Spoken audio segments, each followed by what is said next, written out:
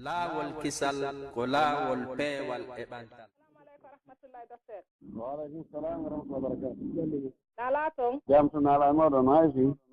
alhamdulillah onon tolle ɓe ngure nden ɓe fof ɓe jam. Ɓe jam yettude Allah. Alhamdulillah. Awa docteur aray ko saɗi ko tooli. Eyo joni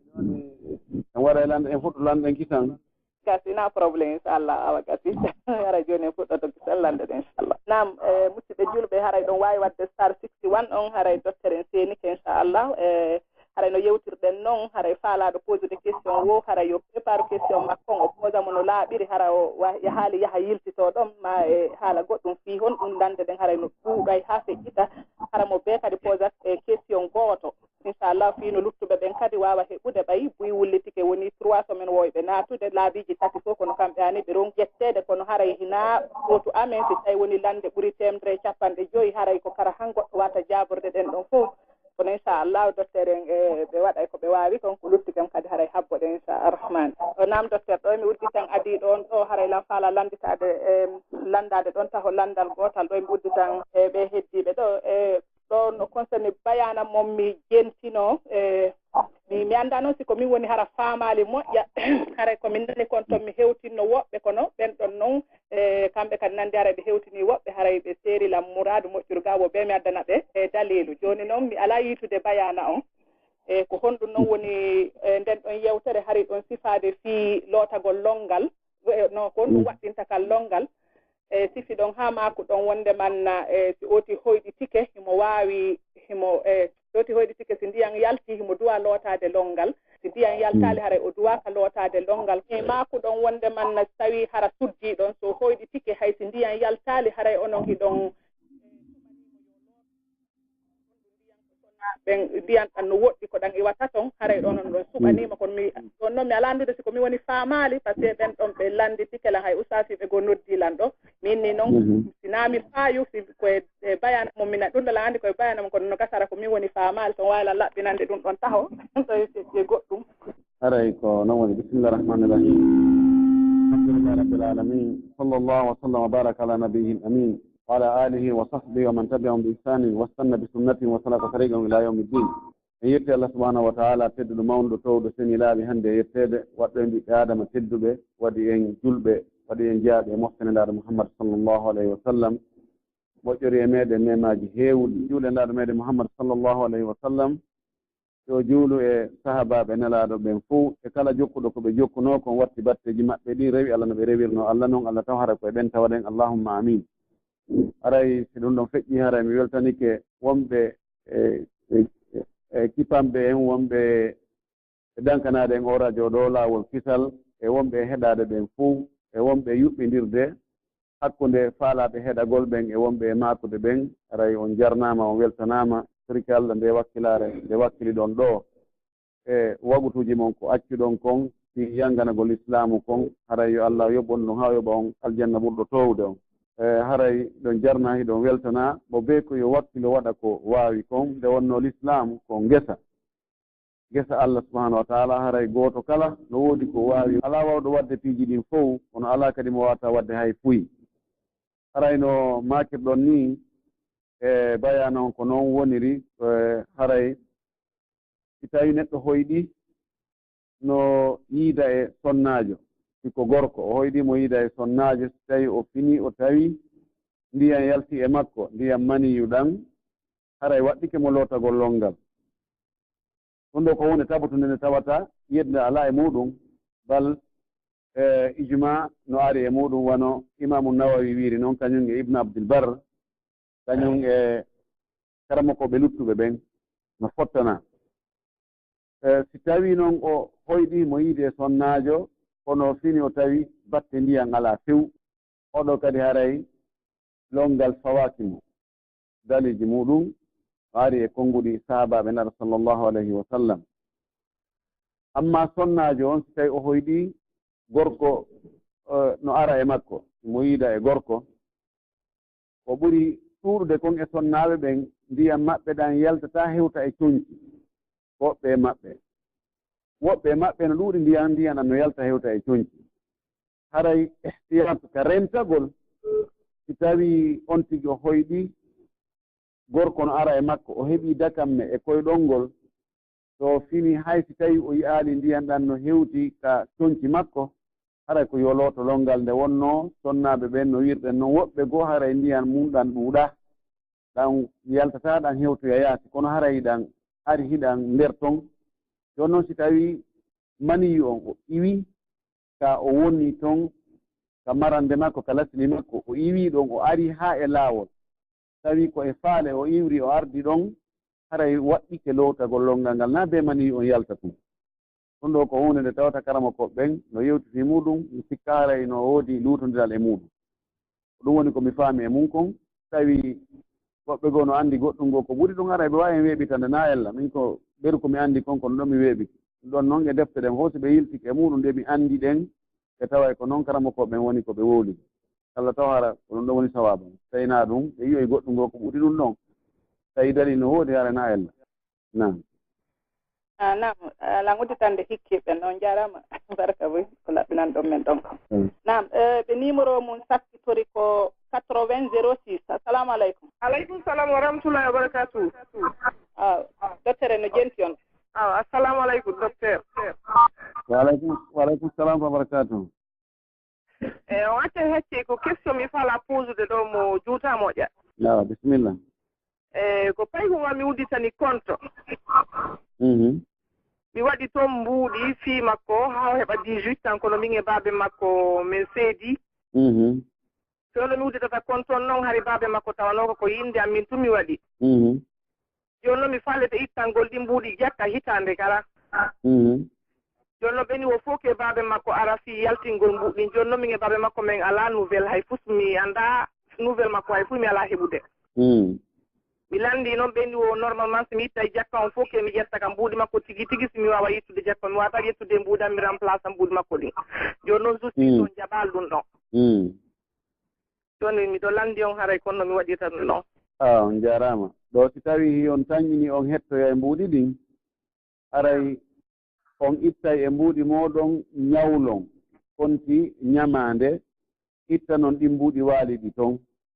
ñannde hettoyɗon ɗi wo ñannde hettoye ɗon ɗi tiiron ɗon mbuuɗi ko ittuno ɗon kon on haray si tawii on tañƴini on hettayɗi si on taƴi hettugol ɗi few accee ɗon ittugol ngol haa ñannde hettoyɗon ɗi wo so on hettoyiiɗi calculon noon duuɓi ko feƴƴi kon e hoore majji itta noon ɗi 2,5% hay ko noon haani ɗon ittirde nam mi annda so on faami moƴƴi mi faami kono komi wanno komi signituno konge maɓɓe ko haw heɓa 18 ans ɗo ni ko 10 ans e quelque o mari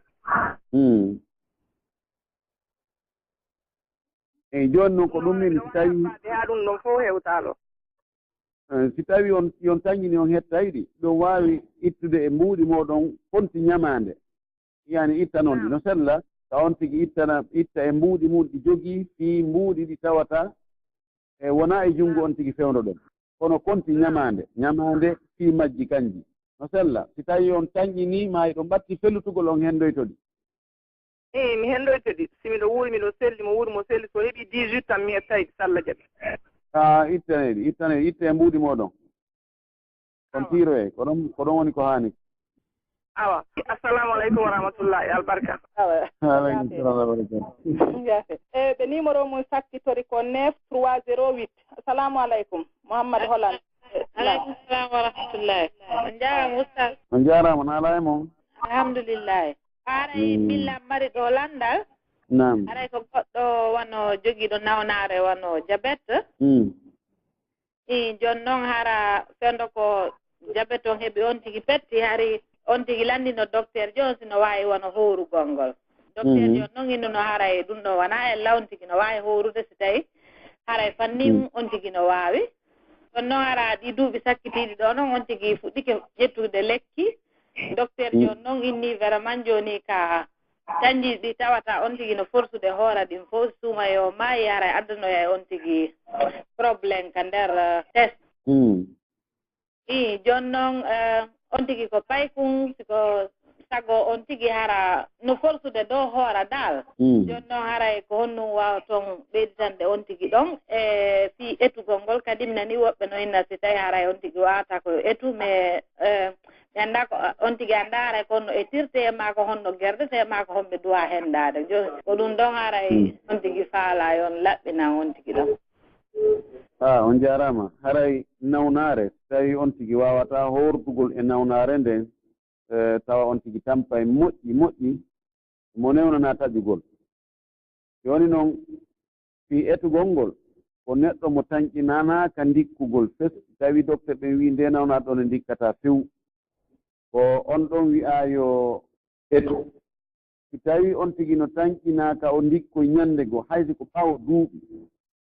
tawi docteur ɓe noyni si on tigi traitike ɗo e nder duuɓi 5 duuɓi 6 haray o ndikki o wawa hoorede on tumati hara nayo etu few ko yo ñawlo ɗon suumayeji ɗin ɗi aggodira haa tuma on tigi ndikko yo on tigi yoɓira seeɗa seeɗa wiyaka yon tigi jokkindiro on tumati mo wawi hoora hannde acca janngo hoora faɗɗi janngo acca faɗɗiti janngo o jokkira noon haa tuma ko timminoyi ko ñawli kon fuu si tawi noon woni on tigi tañƴinama o ndikkata nawnare nden ɗon Allah dandu inchallah onon ko ndikka ɓe nayi ɓen ɗon jeyaɗo kono jooni ɓayno woodi woɓɓe goo nawnuɓe nawnaje imma ɓe paralyse few ma ɓe nawna nawnaje ɗe tawata ko ɓe habbi ko lajal ɓeeɗo ko yoɓe etane mana yoɓe etu ko honno etirte ko honno etete ko ñaamete mo yimɓe leydi ndin ɗo wuuri on kono fewno ɗo ko annda ko ɓura wuurede ko maaro ko ñiiri haray ko on ñaamete ɗon on tigi etata ñallal be ñallal on tigi eta e feccere kilo e junngo tew ani ara no ɓuri feccere kilo on seeɗa yana konti jooni e kilo 3 on fii balɗe 2 kilo 3 fii balɗe 2 on tigi eta ɗum ɗon o jonna miskino simo waawi ettugol fii lewru ndun fof ñannde wootere o sentina miskin ɓe 50 ma o jonna famille ɓe tawata iɓe ɗuuɗi o jonna ɓe on kilo yani selen wona kilo 45 haa kilo 50 gaynayi fii lewru ko noon on tigi etirta no waawi o eta ñallal ka hoorawo ngal ñallal ɗon o etana ngal ñallal ɗon janngo kadi so hoorama o etana ngal ñallal ɗon so eti hara ko ñaamete gumum ɗum no wirete noon si on tigi heɓi ko waɗa seeɗa mbuuɗi ko fuɗɗore maafe ara no moƴƴi si o heɓaali no sella ka o jonna ñaamete gumo on tun wal no sella ka on tigi ko defa hara ko ñiiri nin tigi tigi woni ko ñammini miskimɓe ɓen sella ka o nodda yimɓe miskimɓe 50 ko defana ɓe fof ɓe ɓatto ɓe ñaama siko coƴƴa ɓe ñaama haa ɓe haara siko hirande ɓe ñaama haa ɓe haara ɓe 50 to haray gasi Anas ibnu Malik radiallahu taala anhu ɓaawo o nawyi tawi o wawata horude kanko noon o waɗayno o defayno nodda miskinɓe 50 ɓe fof ɓe ñaama ɗon nde wotere hara fonti o ñammini balɗe 50 ɗen fof ɗon ko on tigi ko tawi no ɓuri mo newanade o haray ko ɗum o watta ko noon haray on tigi ettirta inchallah barakallahu fi wono nawnare wono jabbe toon ɗum ɗon no docteur ɓe wirta noon haray ɓe tañinaaki ko iwata haray so on tigi renike haray no ronka ƴawde mais haray naa ko iwata feste jooni noon haray si tawi woni haray on tigi no waawi hoorude wono hoora hannde par exemple hoora hannde awa etana janngo ɗum ɗon haray hino waawa si tawi woni hara on tigi ron kaali hoorude few hara kono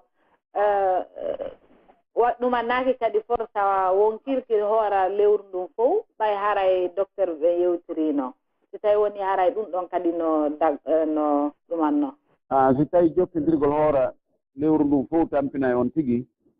si on tigi howru berko o tampinta on tigi kon e nder lewru ndun ɗum ɗon ɓuri moƴƴude on tumati o ñamminoya balɗe e o waawade hoorugol ɗe si tawi woni tañƴinaaka o ndikkoya e ɗum ɗon few haray ko noon ko woni o waɗirta ko Allah wi kon fattaqullaha mastata'tum hule Allah foddetaaga mum la yukallifullahu nafsan illa wus'aha Allah fawa on kisina ɓeri ko ki mari feere kon haray so on tigi waɗi ko mari feere kon Allah yaafotomo ko mara feere kon haray mo waawi waɗirde noon o hoora wonde o acca wonde balɗe ɗe o acci o hooraali ɗen ɗon o etana ɗen